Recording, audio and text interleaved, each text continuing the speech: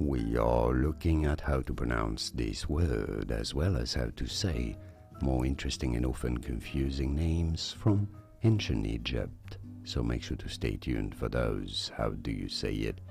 The Ankh, also known as the key of life, an ancient Egyptian hieroglyphic symbol that was most commonly used in writing and in Egyptian art to represent the word for life, and by extension as a symbol of life itself. Ankh, Ankh. And now you know. More videos here on how to pronounce more interesting names whose pronunciations aren't always obvious. Many get them wrong. You won't after watching those. I'll see you there to learn more. Thanks for watching.